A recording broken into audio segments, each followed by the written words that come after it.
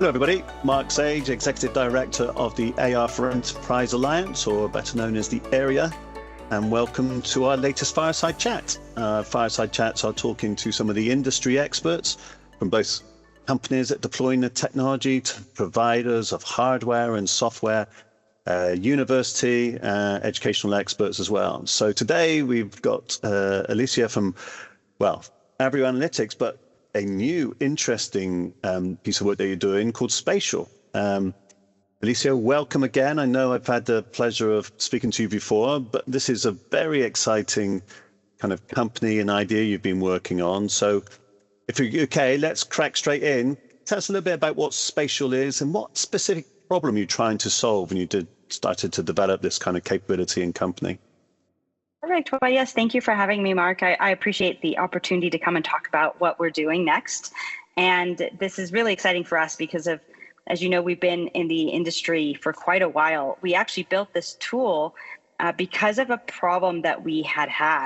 SpaXial, so it's SpaXial, so SpaXial with an X. We are focusing on building an AI coding assistant that specifically works for 3D workflows. So it makes 3D environments smarter. You're able to edit building blocks, and the AI can actually understand just like code. And so what we found the problem is that spatial development in 3D is very messy. It's difficult, it's time consuming. That really held up about 70% of our time was focused on spatial development and spatial recognition for our training that we did at Avrio. And so what we did is during that, we worked on and we created this tool to really help us scale this piece so that instead of manually having to adapt every environment, we could write something that could then be able to test in hundreds of thousands of environments with a matter of minutes instead of having to manually code each of those environments. And so it makes it not only so much faster, but it was able for us to streamline a lot of that process.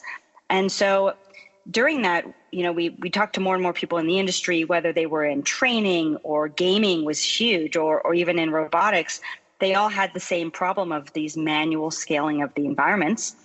And we said, well, this tool is something that can go through any 3D developer. And so we decided to launch that. We have a kind of an alpha beta that we're using for a number of our design partners.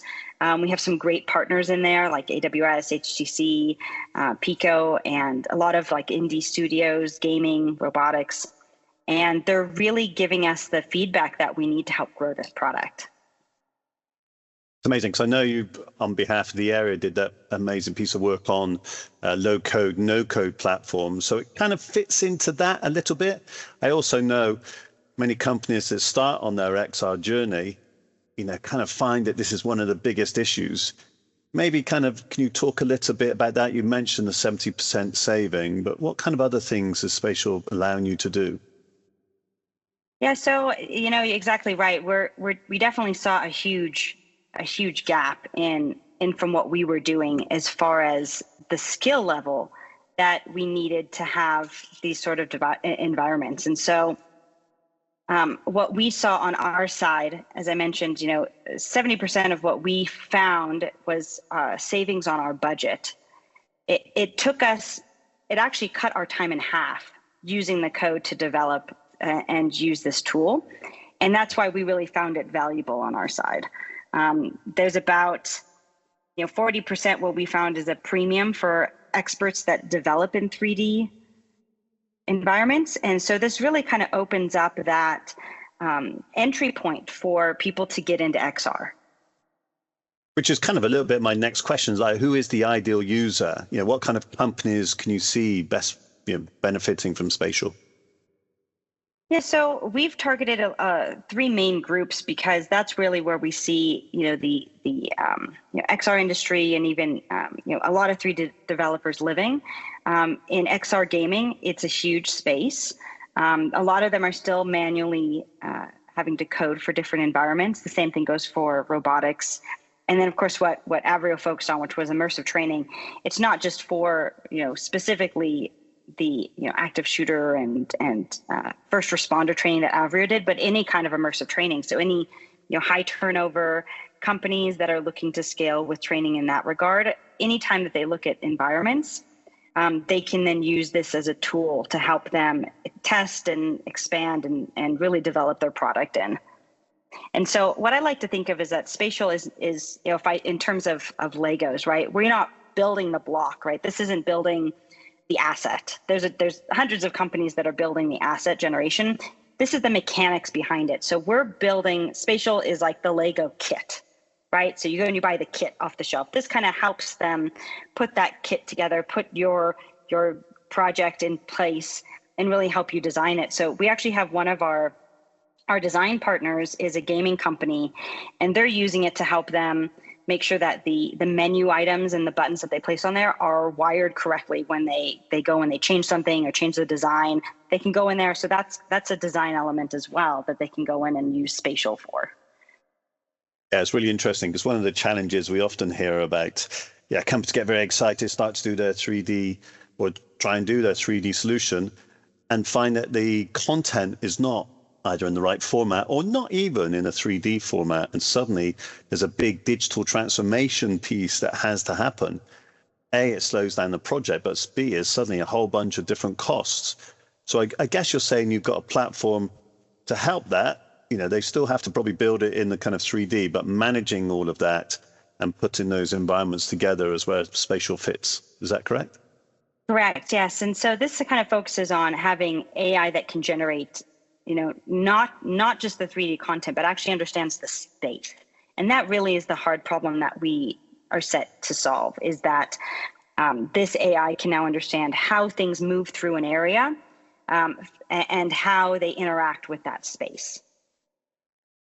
That's interesting. So it's obviously very dependent on AI. It's a huge business within itself, and industries are beginning to try and understand how they deploy it. So can you maybe talk a little bit, there's some concerns about AI. Can you talk about how you're using and managing AI so the listeners get a good idea of how spatial is benefiting from AI? Yeah, so we have the benefit where we were able to test it on, I think it was like petabytes of data.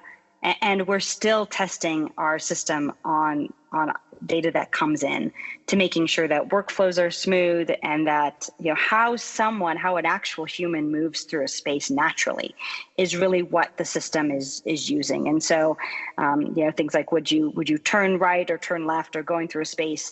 I think a good example is I look at children. So my own kids, if they look at a chair, that might not be an actual chair. It might be, a table or a pool or, a playground for their dolls or for their toys.